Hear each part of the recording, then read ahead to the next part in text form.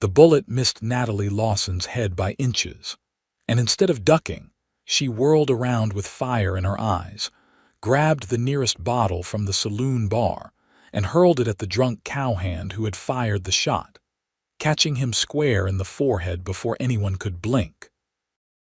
It was June of 1878 in Montana City, Montana Territory, and Natalie had just arrived 3 days prior on the dusty stagecoach from Denver, her meager belongings tied in a worn carpet bag, her heart heavy with the loss of her father to consumption and her mother years before that. She had come to this rough frontier town because her late father's letter had mentioned a distant cousin who owned a boarding house here, someone who might give her work and a place to stay. What she had not expected was to walk into the Silver Spur Saloon looking for directions and nearly get her head blown off by a man too drunk to know which way was up.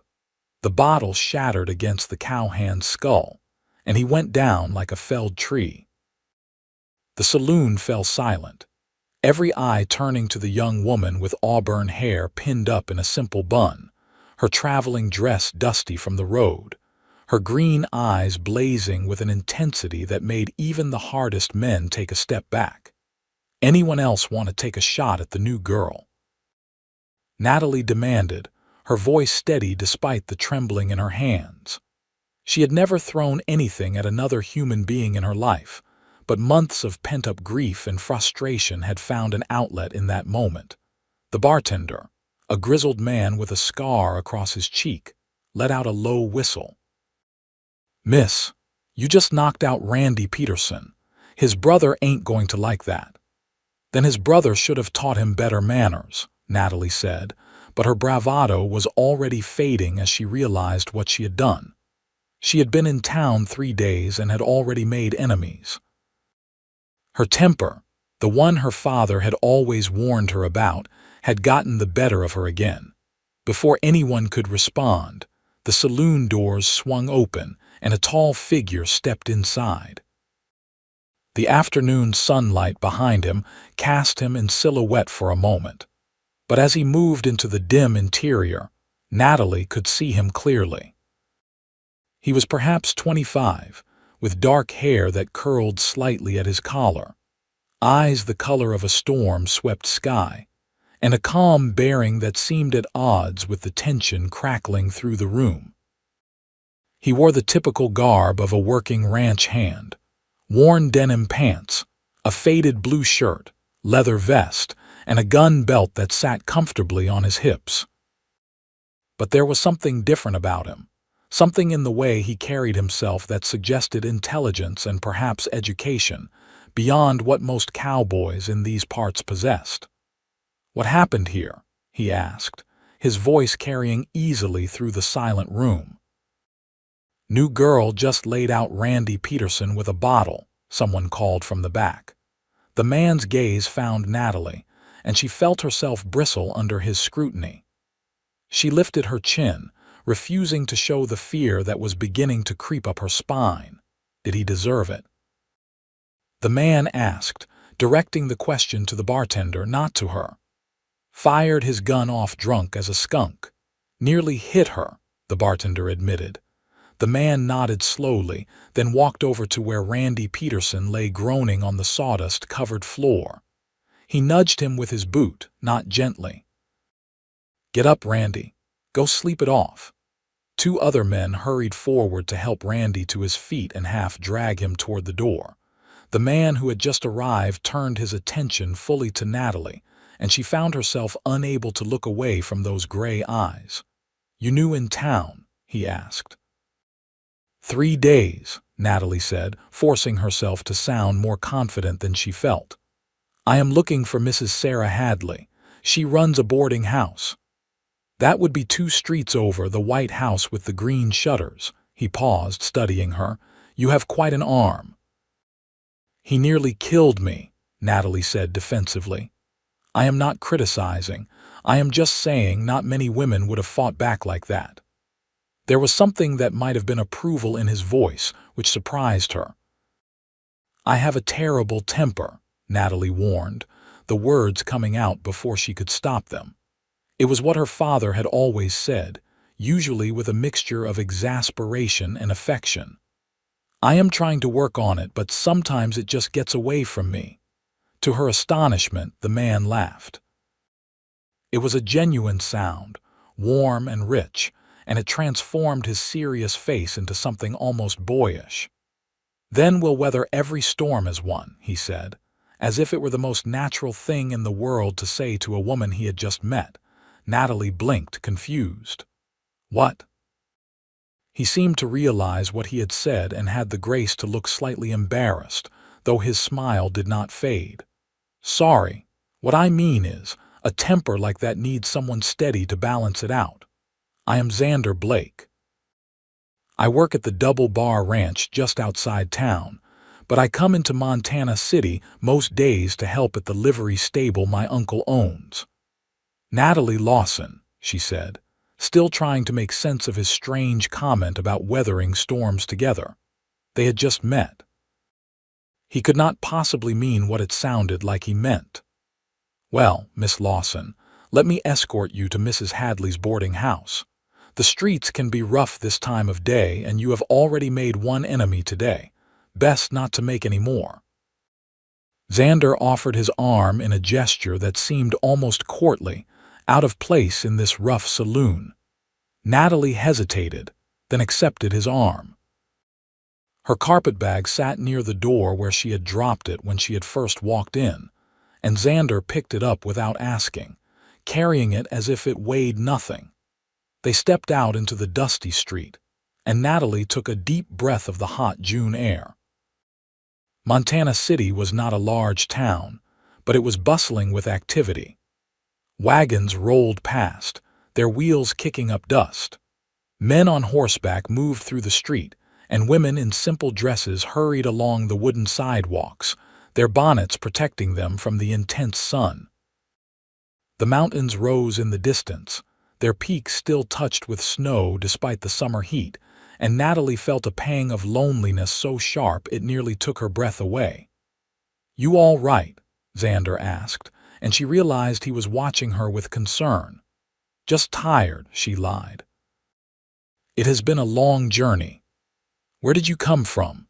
"Denver originally, but before that, St. Louis. My father and I moved around a lot after my mother died. He was always chasing opportunities that never quite panned out." She did not know why she was telling this stranger her life story, but there was something about his calm presence that invited confidences.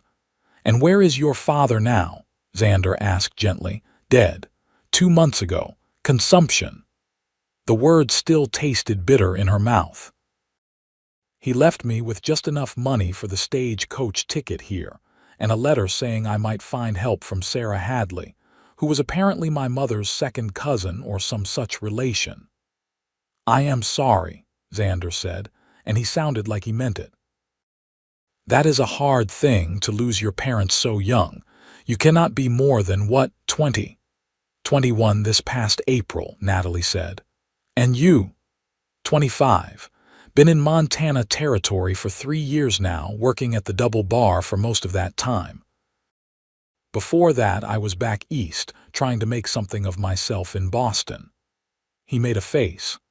"Turns out I am not much for city life. Too many rules and expectations. Out here, a man can be judged by his work and his word, not by his family name or his bank account." They had reached the White House with green shutters, and Natalie felt a flutter of nervousness in her stomach. What if this Sarah Hadley wanted nothing to do with her? What if her father had been wrong about finding help here?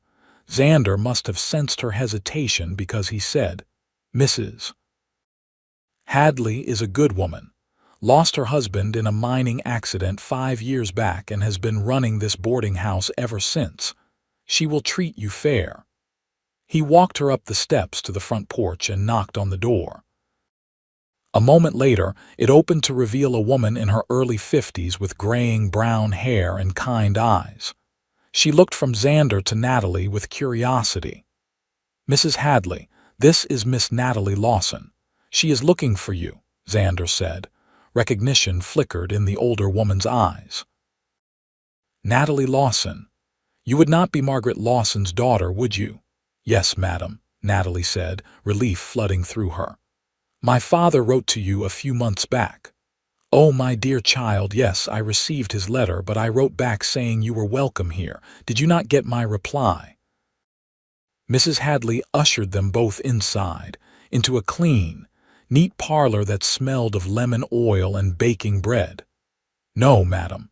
My father died shortly after sending that letter. I did not know about your response until just now. Natalie felt tears prick her eyes, but she blinked them back fiercely.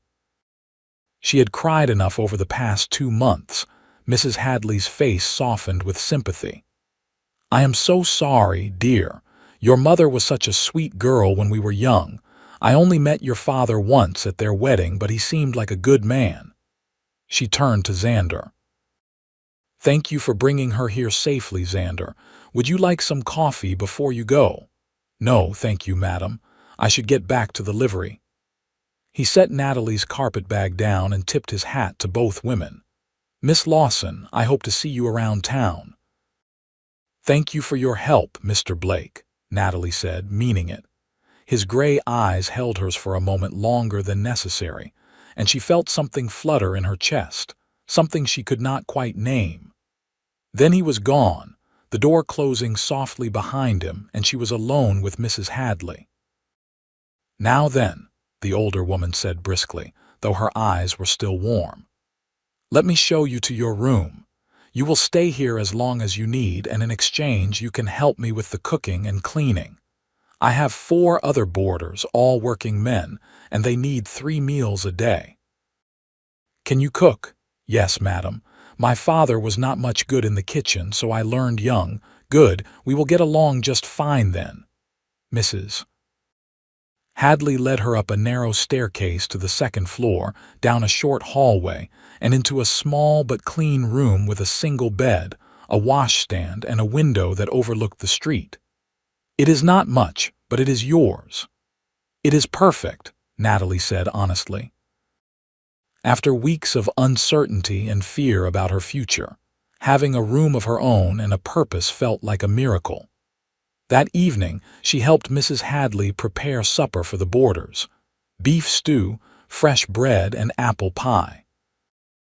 The 4 men who lived in the house were all polite and hardworking, employed at various businesses around town. They ate their meal with appreciation and did not ask too many questions, for which Natalie was grateful. She was exhausted, and her mind kept drifting back to the strange encounter in the saloon and the even stranger words Xander Blake had spoken. Then we'll weather every storm as one. What had he meant by that? And why could she not stop thinking about the way his eyes had crinkled when he laughed? Over the next few days, Natalie settled into a routine at the boarding house.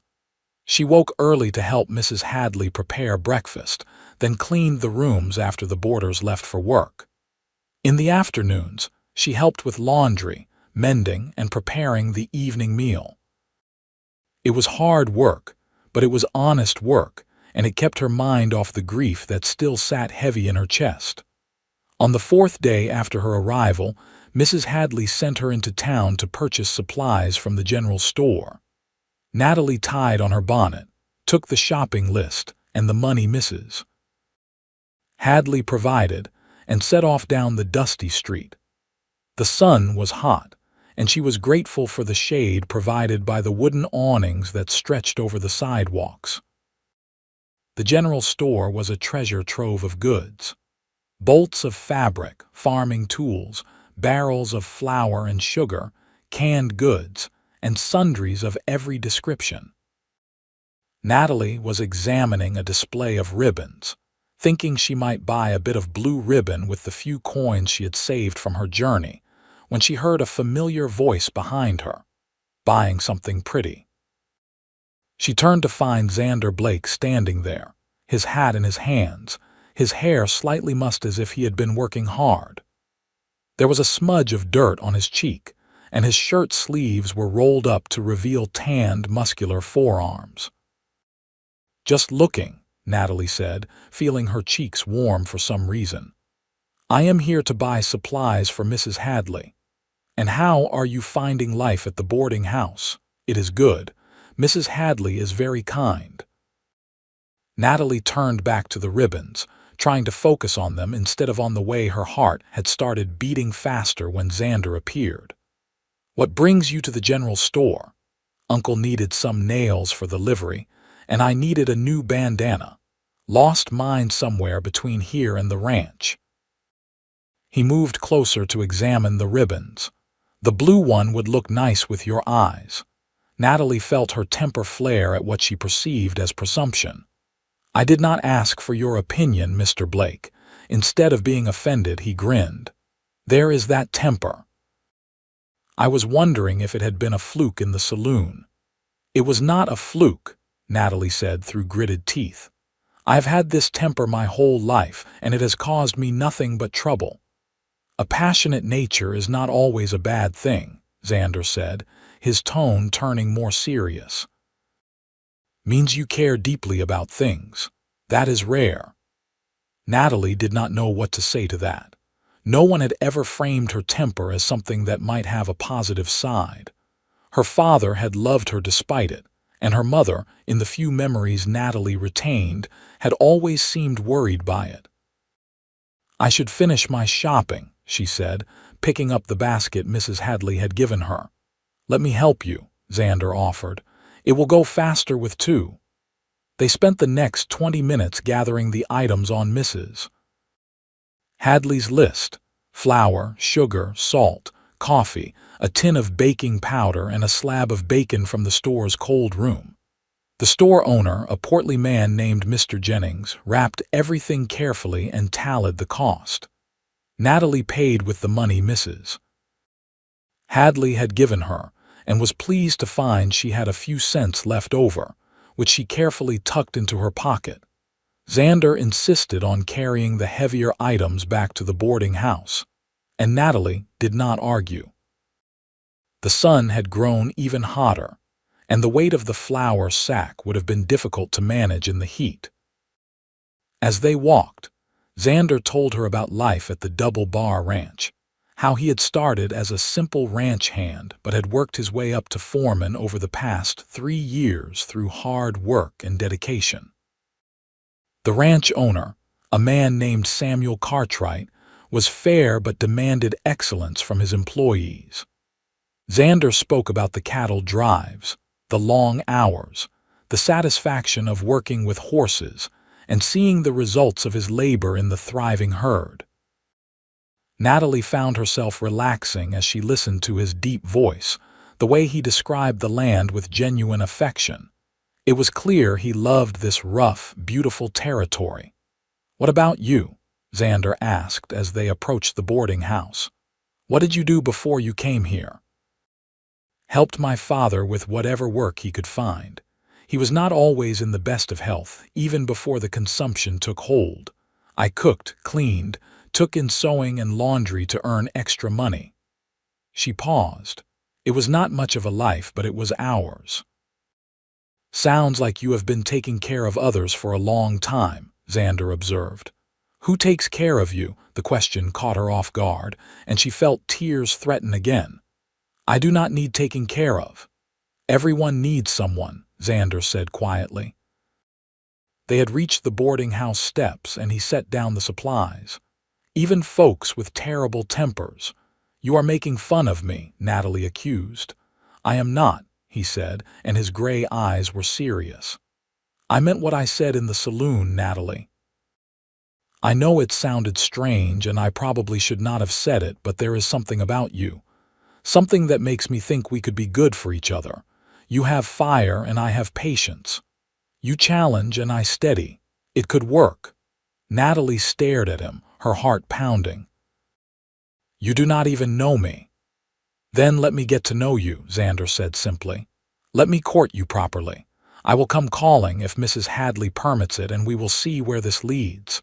You are insane, Natalie said, but there was no heat in her words. We have known each other less than a week. Sometimes that is all it takes, My parents knew each other 3 days before my father proposed. They were married 40 years before he died. Xander's smile was gentle. I am not proposing, Natalie. I am just asking for a chance. She should say no. It was too fast, too impulsive, and she had enough upheaval in her life already. But when she looked at Xander Blake, at his honest face and his steady gaze, she found herself wanting to say yes, wanting to see where this strange, unexpected connection might lead. One chance, she said finally. But if you waste it, there will not be another. I will not waste it, Xander promised. He picked up the supplies again. Now let me help you get these inside before the butter melts in this heat. Mrs. Hadley was delighted when Xander asked permission to court Natalie. That boy is one of the finest young men in this territory, she told Natalie later, when they were alone in the kitchen preparing supper. Comes from good people back east, though he does not talk about them much. Works hard, treats everyone with respect, and he is not a drinker or a gambler. You could do far worse. I barely know him, Natalie protested, but she felt a flutter of excitement despite her reservations. Then get to know him, Mrs. Hadley said practically. But do not close yourself off to the possibility just because you are scared. Life is too short and too hard out here to turn away something good when it comes along.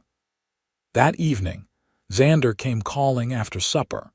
He sat with Natalie on the front porch, and they talked as the sun set behind the mountains, painting the sky in shades of orange and purple. He told her about growing up in Boston, the son of a wealthy merchant, how he had felt stifled by the expectations and social niceties of that life. When he was 22, he had packed a bag and headed west, determined to make his own way without his family's money or influence. Do you ever miss it? Natalie asked. The comfort of that life? Sometimes, Xander admitted, but I do not miss the falseness of it.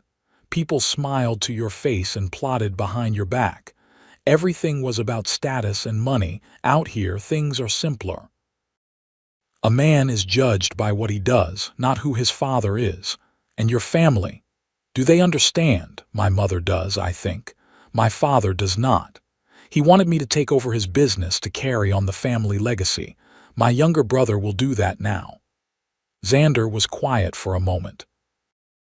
We still write occasionally, but it is not the same. I made my choice, and I have to live with it.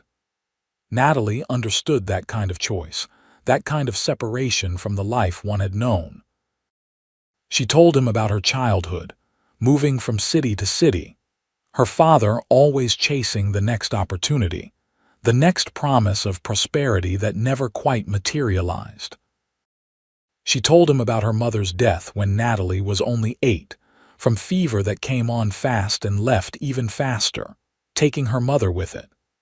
She told him about the years of just her and her father, scraping by, surviving but not truly living.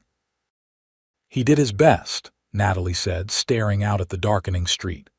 I know he did, but I was angry with him sometimes for not being able to give us a better life. I would lose my temper over small things, and he would just look at me with such sadness, and I would feel terrible. Her voice broke. The last thing I said to him before he died was that I was angry he was leaving me alone. I did not even tell him I loved him. Xander reached over and took her hand, his warm fingers closing around hers. He knew, he said quietly. Parents always know, and he understood. You were scared and hurting, and you lashed out. That is what people do when they are in pain. How do you always know the right thing to say? Natalie asked, wiping at her eyes with her free hand. I do not, Xander said honestly. Most of the time I am just guessing. But I do know what it is like to feel guilty about the past, about choices made and words said. My last conversation with my father was a fight about my decision to leave. He said I was throwing away my future. I said he did not understand what I needed. We have not spoken since, only written stiff, formal letters a few times a year. He squeezed her hand. All we can do is try to do better going forward." They sat in comfortable silence as the stars began to appear overhead, and Natalie marveled at how easy it was to be with him. She had expected courting to be awkward and formal, full of stilted conversation and uncomfortable pauses, but this felt natural. Right, over the following weeks, Xander came calling every evening he could. Sometimes they sat on the porch and talked. Other times they took walks around town, Xander pointing out landmarks and introducing her to people. He took her to see the livery stable his uncle owned, a large building that smelled of hay and horses and leather. His uncle, a cheerful man named Thomas Blake, welcomed her warmly and made jokes about his nephew finally finding someone who could keep up with him. One Saturday afternoon, in late July, Xander borrowed a wagon and took Natalie out to see the countryside. They drove out past the last of the houses and into the open land, where grass stretched to the horizon and the mountains rose majestic and blue in the distance. Wildflowers dotted the fields, purple lupine, yellow balsamroot, and white daisies. Xander spread a blanket under a cottonwood tree near a creek, and they ate the picnic lunch Mrs. Hadley had packed for them. Fried chicken, fresh bread with butter, cheese and blackberry preserves, and 2 slices of rhubarb pie. "This is beautiful," Natalie said, lying back on the blanket and staring up at the sky through the leaves. "I did not know Montana Territory was so beautiful." "Wait until winter," Xander said, lying beside her. "The snow on the mountains is something to see. Of course, it is also cold enough to freeze your eyelashes shut, but the beauty makes up for it." Natalie laughed, the sound surprising her. When had she started laughing so easily? When had the weight of grief begun to lift just a little? "Thank you," she said quietly. "For what?"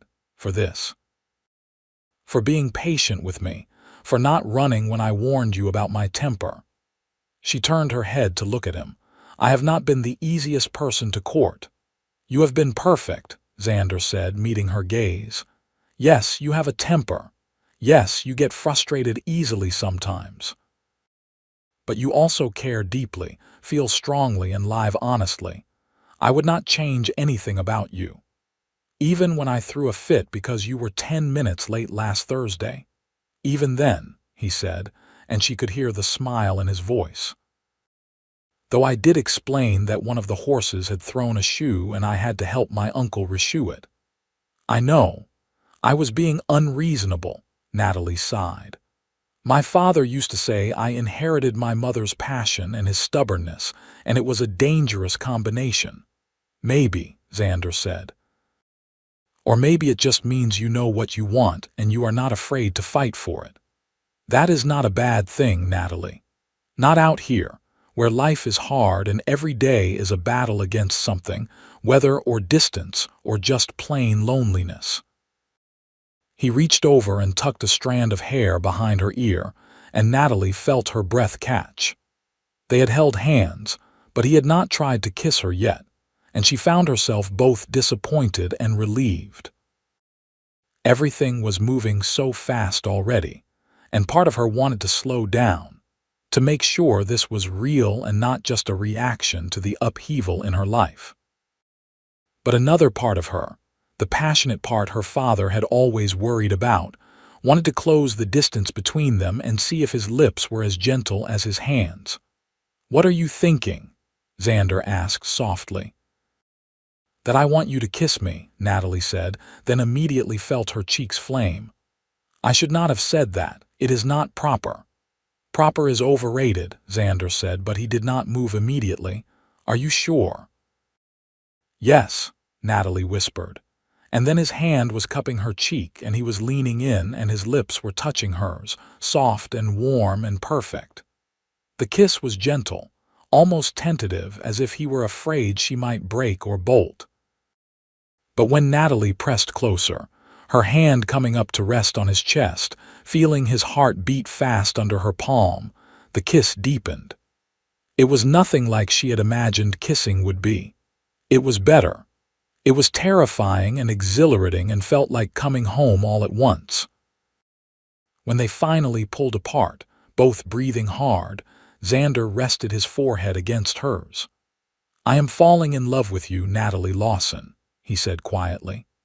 "I know it is too soon to say that, and I know it probably scares you, but I have never been good at hiding what I feel.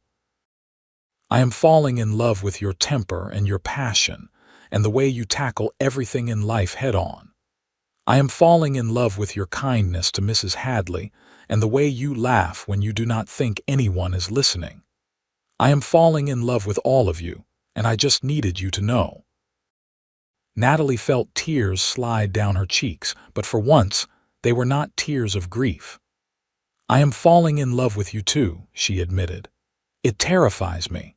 I have lost everyone I have ever loved, and the thought of losing you two is almost unbearable, but I cannot seem to stop myself. You make me want to be brave." "Then be brave with me," Xander said. "We will be brave together." They stayed by the creek until the sun began to sink toward the mountains, talking and kissing and making plans. Xander wanted to marry her, he said, but he wanted to do it right. He wanted to save enough money to buy them a small house in town, or maybe a piece of land where they could build. He wanted to be able to support her, to give her the security she had never had. "I do not need a big house," Natalie said. "I just need you." "You will have both," Xander promised. "Give me 6 months to save up. By Christmas, I will have enough to make a real start for us." 6 months seemed like forever, but Natalie agreed. She was willing to wait if it meant building something solid with him, something that would last. August rolled into September, and the weather began to cool. The boarders at Mrs. Hadley's house came and went, and Natalie learned the rhythms of the town. She made friends with some of the other young women, attended church on Sundays with Mrs. Hadley, and continued to see Xander every chance she got. But not everything was easy. In early September, Randy Peterson, the man Natalie had hit with the bottle back in June, cornered her in the alley behind the general store. He was drunk again, and his brother was with him, a larger, meaner version of Randy named Cole. "Think you can hit me and get away with it?" Randy snarled, grabbing Natalie's arm hard enough to bruise. "Let go of me," Natalie demanded, her temper flaring hot and fast. She tried to pull away, but Randy held firm. "Not until you apologize," he said, his breath reeking of whiskey. "I will do no such thing. You nearly shot me." Natalie drew back her free hand to slap him, but Cole caught her wrist. "Feisty little thing is not she," Cole said with a nasty grin. "Maybe we should teach her some manners." Fear cut through Natalie's anger. There was no one else in the alley, and these 2 men clearly meant her harm. She opened her mouth to scream, but before she could make a sound, a familiar voice rang out. "Let her go. Now." Xander stood at the mouth of the alley, and his face was harder than Natalie had ever seen it. His hand rested casually on the gun at his hip, and there was a dangerous glint in his gray eyes. "This is not your business, Blake," Cole said, but he released Natalie's wrist. "Anything involving Natalie is my business," Xander said, his voice cold. "She is my intended. So unless you two want to explain to the sheriff why you were manhandling my future wife, I suggest you walk away right now." Randy released Natalie's other arm, and she stumbled backward, rubbing at the sore spots. Randy and Cole exchanged glances, then seemed to decide that whatever they had planned was not worth getting shot over. They slouched past Xander, muttering curses under their breath. When they were gone, Xander was at Natalie's side in an instant. "Are you all right? Did they hurt you?" "Just my arm. I will bruise, but I am fine." Natalie was shaking, the aftermath of fear and anger making her knees weak. "How did you know I was here?" "I saw you come into the alley and then saw those 2 follow you. I did not like the look of it." Xander's jaw was tight. "They will not bother you again. I will make sure of it." You called me your intended, Natalie said, focusing on that instead of on how scared she had been. You called me your future wife. Xander's expression softened. I did. Is that all right? More than all right, Natalie said, and she threw her arms around his neck, holding on tight. He held her just as tightly, his face buried in her hair, and she felt the tension slowly drain out of both of them. I meant it, he said quietly. I know I said I would wait until Christmas to make it official, but I do not want to wait. Marry me, Natalie. Marry me and let me spend the rest of my life making sure you are safe and loved and never alone again. Yes, Natalie said without hesitation. Yes, I will marry you. They were married 3 weeks later in late September of 1878 in the small church in Montana City with Mrs. Hadley and Xander's Uncle Thomas as witnesses. Natalie wore a simple dress of cream-colored muslin that Mrs. Hadley had helped her make, and she carried a bouquet of late-season wildflowers. Xander wore his best shirt and a new vest, and when he saw Natalie walking toward him down the short aisle, his face lit up with such joy that she felt her eyes fill with tears. The ceremony was brief and simple. They spoke their vows in clear, steady voices, promising to love and cherish each other through whatever life might bring. When the minister pronounced them husband and wife and told Xander he could kiss his bride, Xander cupped Natalie's face in his hands and kissed her with such tenderness that she forgot anyone else was in the room. There was a small celebration afterward at the boarding house. Mrs. Hadley had made a cake, and some of the townspeople stopped by to offer congratulations. Xander's uncle gave them a generous sum of money as a wedding gift, telling them it was enough for a down payment on a house. Samuel Cartwright, the owner of the Double Bar Ranch, came into town to give his congratulations and offered Xander a raise in pay and a small house on the ranch property where they could live rent-free while they saved for their own place. You have been a good foreman, Mr. Cartwright said, shaking Xander's hand. And I do not want to lose you just because you are getting married. The house is not much, just 2 rooms, but it is solid and it has a good stove. My wife will be by with some supplies to get you started. Natalie thanked him profusely, overwhelmed by the kindness of these people who had been strangers just a few months ago. They spent their wedding night in a room at the hotel, the one luxury they allowed themselves. In the morning, they would load Natalie's few belongings into a wagon and head out to the Double Bar Ranch, to their new home and their new life together. As Natalie lay in Xander's arms that night, listening to his heartbeat under her ear, she felt a peace she had not known since before her mother died. She had been so angry for so long, at the world, at fate, at her own powerlessness. But Xander had shown her that her passion did not have to be destructive. It could build as well as burn. What are you thinking? Xander asked, his voice rumbling in his chest. That I am happy, Natalie said simply. That I did not think I would ever be happy again, but I am. Good, Xander said, pressing a kiss to the top of her head. That is all I want, your happiness. And yours, Natalie said. I want you to be happy too. I am, Xander assured her, happier than I have ever been. The house on the Double Bar Ranch was indeed small, just 2 rooms. A main room that served as kitchen, dining area and living space, and a bedroom barely large enough for the bed and a wardrobe. But it was clean and solid, and Mrs. Cartwright was as good as her husband's word, arriving the day after they moved in with a wagon full of supplies. Dishes, pots and pans, linens, quilts, and enough food to stock their pantry for a month. Welcome to the Double Bar family, Mrs. Cartwright said warmly. She was a woman in her early 40s with kind eyes and capable hands. If you need anything, you just let me know. It can be lonely out here for a woman, so please do not hesitate to come up to the main house for tea or just to talk." Natalie thanked her, grateful for the offer of friendship. Mrs. Cartwright was right. It was lonely.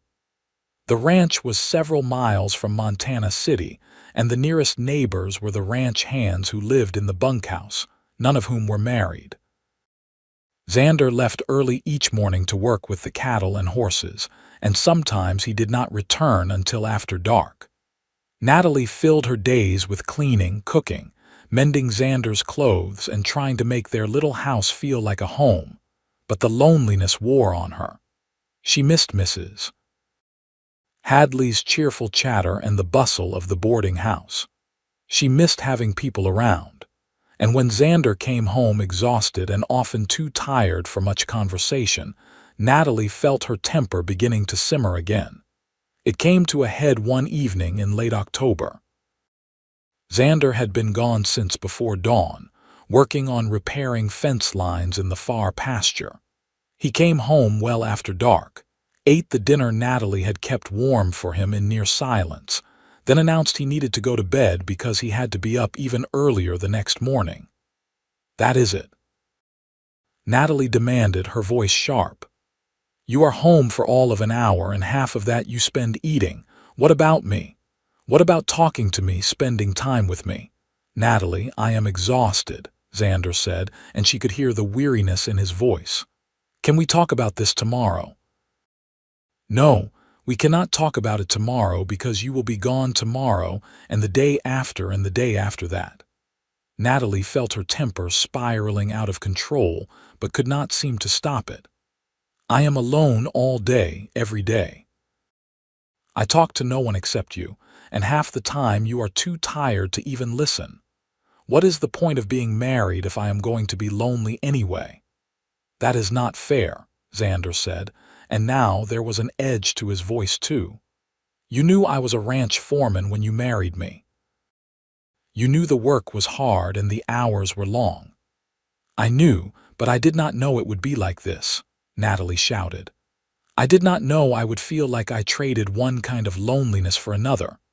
They stared at each other across the small room, both breathing hard, both angry and hurt. Natalie waited for Xander to shout back to match her anger with his own, but instead he closed his eyes and took a deep breath. "You are right," he said quietly when he opened his eyes again. "You are right. I have been so focused on the work, on proving myself, on saving money for our future, that I have forgotten about our present. I am sorry." Natalie felt her anger deflate as quickly as it had risen, leaving her feeling hollow and ashamed. "I am sorry too. I should not have shouted at you. You are working so hard to provide for us, and I just yelled at you for it. I warned you I had a terrible temper, and you are seeing it now."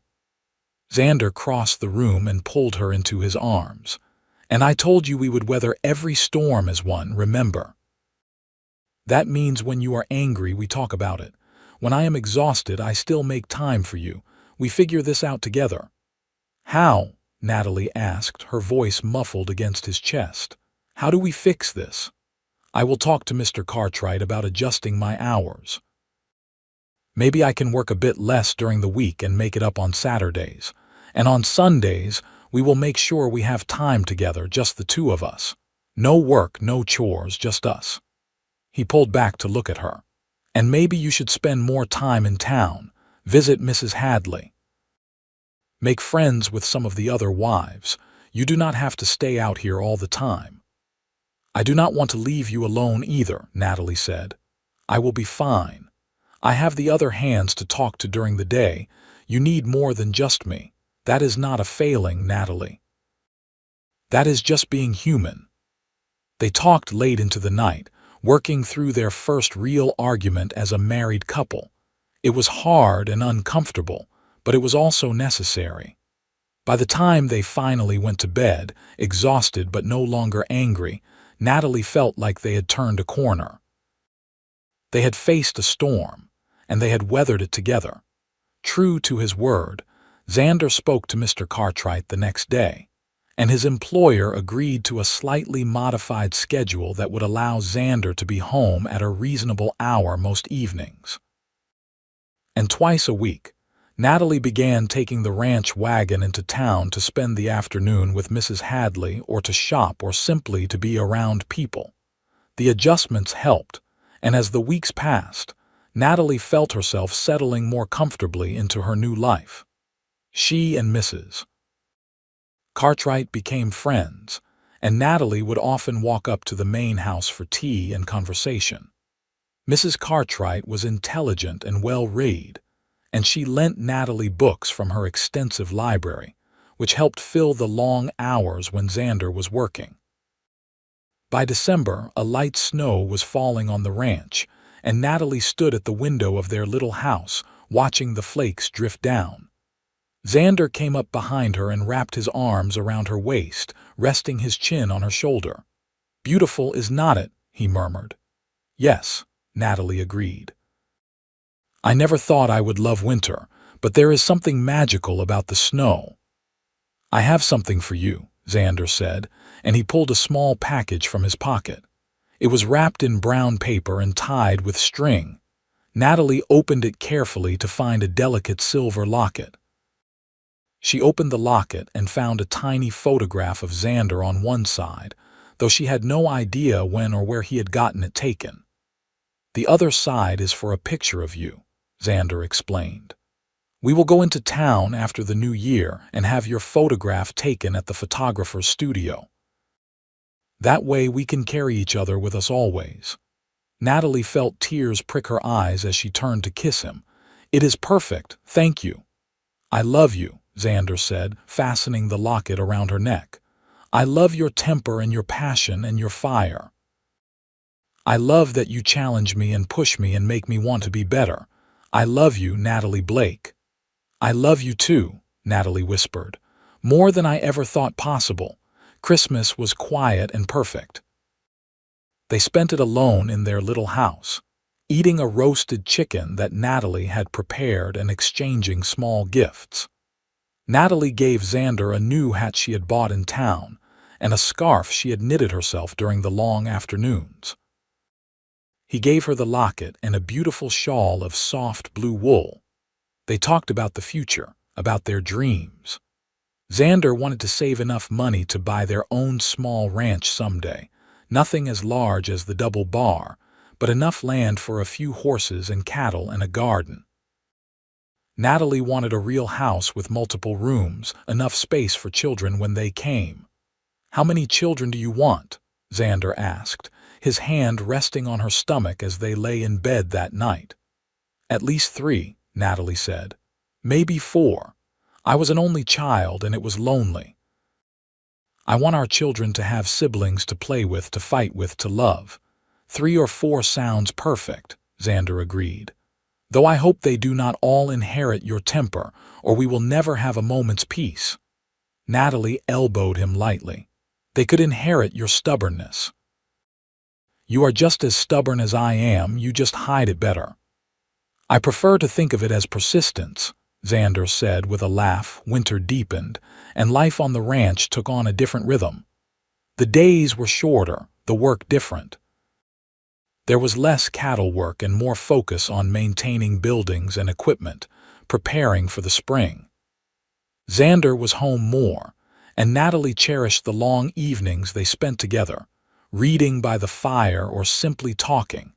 In February, Natalie realized her monthly courses had not come. She waited another week, afraid to hope, but when they still did not come, she allowed herself to believe. She was pregnant. They were going to have a baby. She told Xander that evening as they sat by the fire. He was reading a book about horse breeding that Mr. Cartwright had lent him, and Natalie was mending one of his shirts. She set down her sewing and said, "Xander, I need to tell you something." He looked up, immediately alert to the seriousness in her tone. "What is it? Are you all right?" "I am fine, better than fine." She took a deep breath. "I am pregnant. We are going to have a baby. For a moment, Xander just stared at her. Then his face broke into the widest smile she had ever seen, and he was across the room in 2 strides, picking her up and spinning her around. Truly.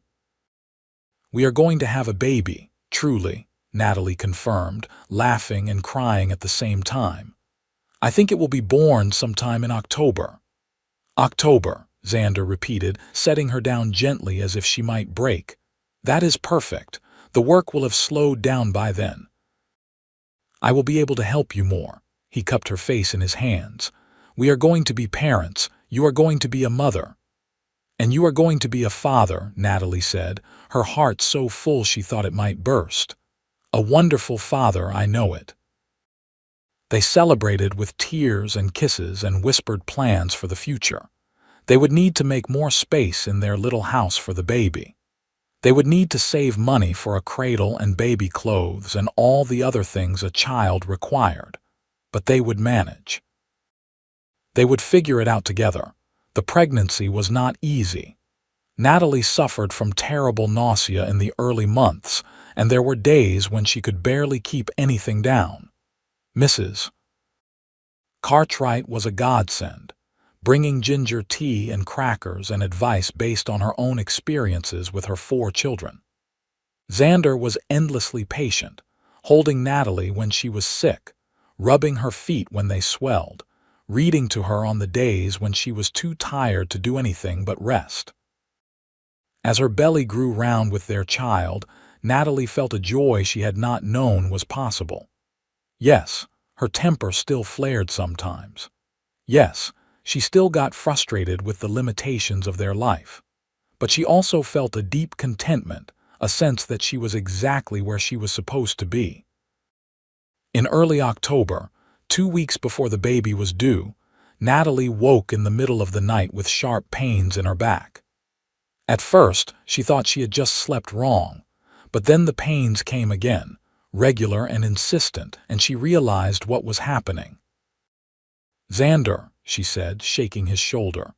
Xander, wake up. The baby is coming. Xander was out of bed in an instant, pulling on his clothes. I will go get Mrs. Cartwright and send one of the hands for the doctor in town. The doctor might not get here in time, Natalie said, trying to keep the fear out of her voice. Mrs. Cartwright will have to do. She has delivered plenty of babies, Xander said, though his own voice was tight with worry. She will know what to do. He kissed Natalie quickly. I will be right back. Do not have this baby without me. I will try, Natalie said, managing a weak smile. True to his word, Xander was back within 15 minutes with Mrs. Cartwright, who carried a bag of supplies and an air of calm competence.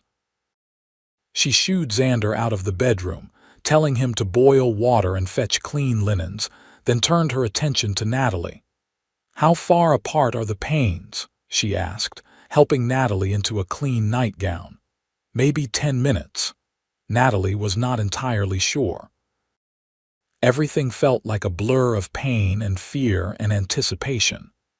You have time yet, Mrs. Cartwright said reassuringly. First babies usually take a while. Let me examine you and see where we are. The hours that followed were the longest and most difficult of Natalie's life. The pains came harder and closer together, and despite Mrs. Cartwright's encouraging words, Natalie was terrified. What if something went wrong? What if she or the baby did not survive? She had heard stories about women who died in childbirth, about babies who came into the world only to leave it minutes later. But Mrs. Cartwright was experienced and calm, and Xander, though banished from the bedroom, stayed close, calling encouragement through the door and holding Natalie's hand during the worst of the contractions. Finally, as the sun was rising on October 15, 1879, Natalie gave one final, agonizing push, and then there was a sound that made her heart stop and start again. The lusty cry of a newborn baby. It is a boy, Mrs. Cartwright announced, wrapping the squirming infant in a clean blanket. A healthy, beautiful boy. She placed the baby on Natalie's chest, and Natalie looked down at her son, at his tiny red face and his dark hair and his perfect little fingers. She felt a love so fierce it nearly overwhelmed her, a love she had not known she was capable of feeling. "Xander," she called, her voice hoarse from hours of labor. "Come meet your son." The door opened, and Xander came in, his face pale and his hands shaking. When he saw the baby, when he reached out a tentative finger and the infant grasped it with surprising strength, Xander's face crumpled and he began to cry. "He is perfect," he said, his voice choked with emotion. "You are perfect. You did this. You are amazing." "We did this," Natalie corrected. "Together." They named him Daniel, after Xander's grandfather, and Marcus, after Natalie's father. Daniel Marcus Blake came into the world with a full head of dark hair and gray eyes like his father, and from the moment he drew his first breath, he owned his parents' hearts completely. The next few months were a blur of sleepless nights and endless diaper changes, and the steep learning curve of new parenthood. Daniel was a good baby, mostly, but he had a temper when he was hungry or tired, and Natalie recognized it as her own. She would rock him and sing to him and soothe him when he cried, and Xander would pace the floor with his son on his shoulder, talking to him in a low, calming voice.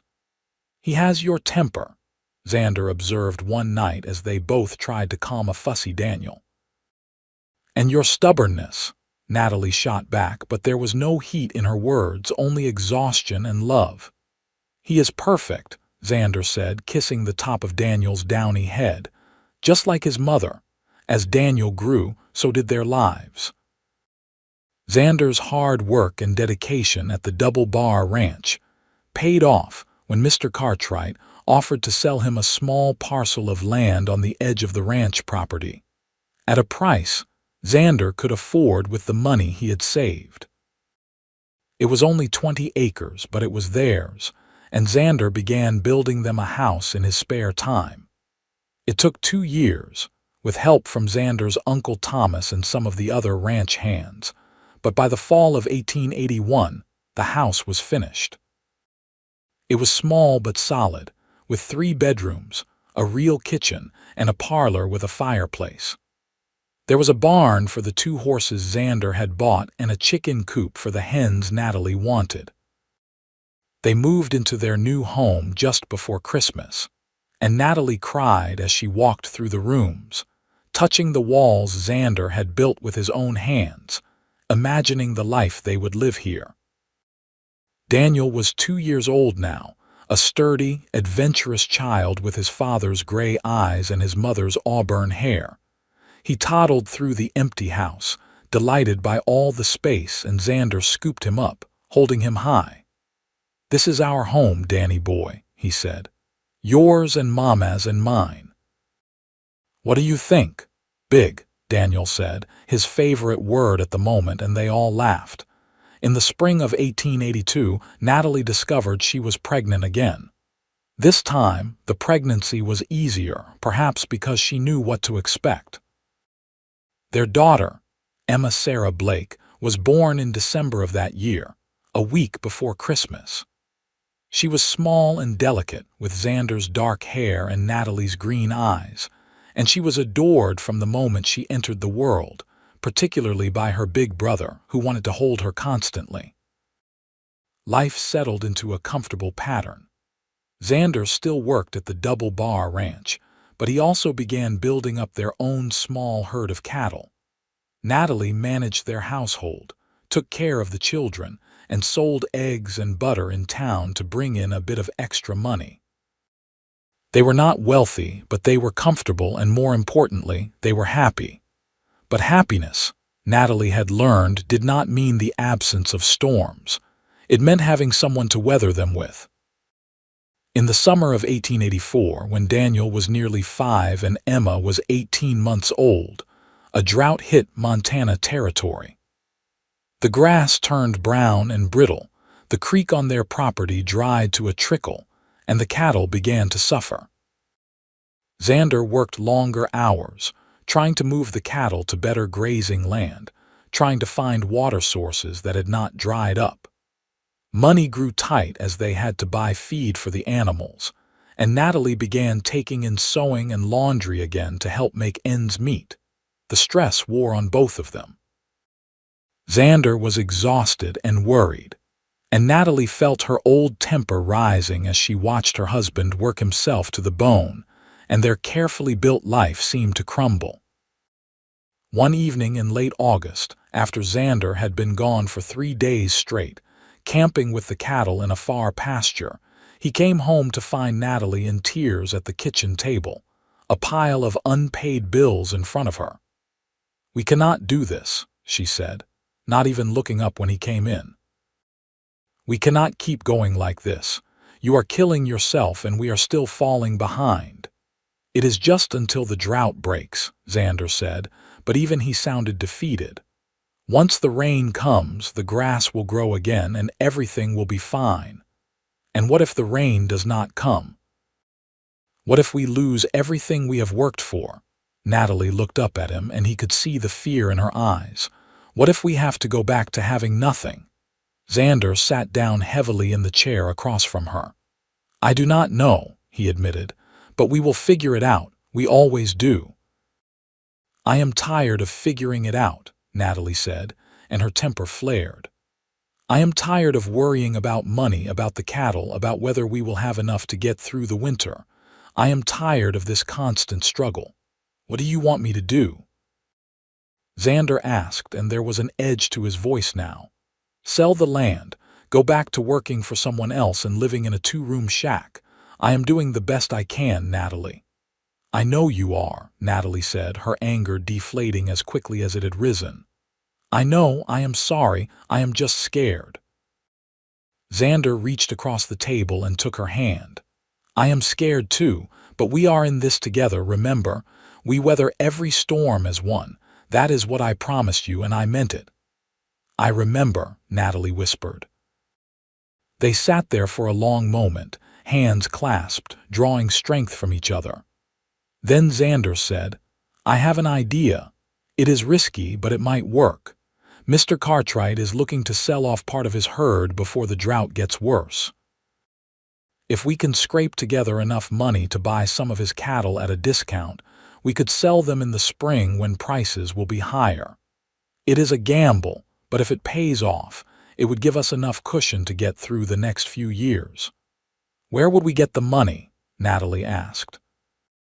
"We have some savings, and I could ask my uncle for a loan. He has always said he would help if we needed it." Xander squeezed her hand. "What do you think?" "I think it is risky," Natalie said honestly, "but I also think you are good at this, at raising cattle and managing land. If anyone can make it work, you can. So yes, let us try." Xander's gamble paid off. He bought a dozen head of cattle from Mr. Cartwright at a significant discount, and when he sold them the following spring, the profit was enough to pay off their debts, repay his uncle, and put a comfortable sum in the bank. The drought finally broke that spring, the rains returning and turning the brown land green again. By the fall of 1885, they were on solid footing again. Natalie was pregnant with their 3rd child, due in the spring, and Daniel was starting lessons at the small schoolhouse in Montana City. Emma was a bright, talkative 3-year-old who followed her older brother everywhere and drove him to distraction and delight in equal measure. Their 3rd child, a boy they named Thomas William Blake after Xander's uncle and Natalie's grandfather, was born in April of 1886. He was the easiest of their 3 children, a placid, happy baby who rarely cried and seemed content to watch the world from his mother's arms. As the years passed, their family and their ranch grew. Xander was able to buy another 20 acres of land adjacent to their property. They built a larger barn and expanded the house, adding 2 more bedrooms and a proper dining room. Daniel grew into a serious, responsible young man who loved working with his father on the ranch. Emma was lively and independent, with a quick temper that reminded everyone of her mother. And Tommy was gentle and thoughtful, happiest when he was reading or helping his mother in the garden. In the summer of 1892, when Natalie was 35 and Xander was nearly 40, they sat on the porch of their home one evening, watching their children play in the yard. Daniel, now 13, was teaching 10-year-old Emma how to rope a fence post. Tommy, at 6, was chasing chickens, his laughter ringing clear in the evening air. "Can you believe this is our life?" Natalie asked, leaning against Xander's shoulder. "Sometimes I still cannot," Xander admitted. "I think about that day in the saloon when you threw a bottle at Randy Peterson, and I wonder what would have happened if I had not walked in when I did." "You would have found me eventually," Natalie said confidently. "I believe that. I think we were meant to find each other." "I think so too," Xander said, wrapping his arm around her. "You were right, you know. You did warn me about your terrible temper." Natalie laughed. "And you laughed and said we would weather every storm as one, and we have not we? We have weathered every single storm." "We have," Xander agreed, "and we will continue to. Whatever comes, we face it together." They sat in comfortable silence, watching the sun sink behind the mountains, painting the sky in brilliant shades of orange and pink. Natalie thought about everything they had been through, the grief and loss she had carried when they met, the struggles of their early marriage, the financial hardships, the joys and challenges of raising children. Through it all, Xander had been her rock, steady and patient and unfailingly kind. And she had learned to temper her fire with his calm, to channel her passion into building rather than burning. "I love you," she said quietly, "more now than even on the day we married." "I love you too," Xander replied, pressing a kiss to her temple. "Always." The years continued to roll by, each one bringing new challenges and new joys. Daniel met a girl from town, a sweet, shy young woman named Clara, and married her when he was 20. They built a small house on the far end of the property, and Daniel became a full partner in the ranch. Emma, true to her independent spirit, decided she wanted to be a teacher. She attended the normal school in Helena and returned to Montana City to teach at the schoolhouse where she had once been a student. Tommy, the dreamer of the family, surprised everyone by wanting to study law. With his parents' support, he left for college in the East when he was 18. Natalie and Xander became grandparents in 1899, when Daniel and Clara welcomed a daughter they named Natalie Rose, after her grandmother. The joy of holding her granddaughter brought tears to Natalie's eyes and made her think of her own mother, gone so many years now but never forgotten.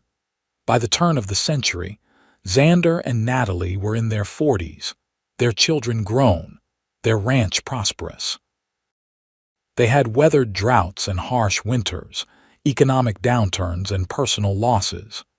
Xander's uncle Thomas passed away in 1897, leaving the livery stable to Xander, who sold it rather than try to manage both businesses. Mrs. Hadley died peacefully in her sleep in 1901, and Natalie mourned the woman who had taken her in when she had nowhere else to go. But through all the losses and all the challenges, Xander and Natalie remained steadfast in their love for each other. They still argued sometimes. Natalie's temper had not disappeared with age, and there were days when she railed against the unfairness of life, the hardships they faced. But Xander was always there, steady and calm, reminding her that they were in it together. In the summer of 1908, when they had been married for 30 years, their children threw them an anniversary celebration at the ranch. Daniel and Clara were there with their 4 children. Emma, still unmarried but happy in her work, came from town. Tommy came home from Butte, where he had established a successful law practice, bringing with him the woman he had been courting, a spirited young lawyer named Catherine. They gathered around the long table in the dining room, 3 generations of family, and Xander stood to offer a toast. 30 years ago, he said, his voice still strong despite the gray in his hair. I met a woman in a saloon who had just knocked out a drunk with a bottle. She warned me she had a terrible temper, and I told her we would weather every storm as one. He looked at Natalie, and his eyes were warm with love. We have weathered storms I never could have imagined, droughts and debts and losses that broke my heart. But we weathered them together, and that has made all the difference. Natalie, you are the love of my life, the mother of my children, my partner in all things. Here is to 30 more years. To 30 more years, everyone echoed, raising their glasses. Natalie stood and kissed her husband, not caring that their children and grandchildren were watching. I love you, she said. Thank you for laughing when I warned you about my temper. Thank you for seeing the best in me when I could not see it in myself. Thank you for being exactly what I needed, even when I did not know I needed it. Always, Xander said simply, and it was all the promise she needed. They did not get 30 more years. In the winter of 1915, Xander caught pneumonia while helping to rescue cattle trapped in a blizzard.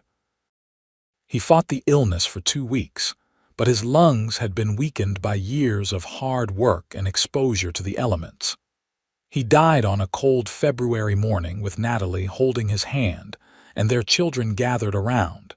Natalie felt her world shatter. The man who had been her rock, her steady presence through nearly 40 years of storms, was gone. She raged against it, her temper flaring hot and furious. It was not fair. They were supposed to grow old together, to watch their grandchildren grow up, to sit on the porch in their twilight years and remember all they had been through. But even in her grief, she could hear Xander's voice in her head, calm and steady. We weather every storm as one. He might be gone, but she was not alone. She had their children, their grandchildren, the ranch they had built together. She had a lifetime of memories, of laughter and love and partnership, and she had the knowledge that she had been truly, deeply loved.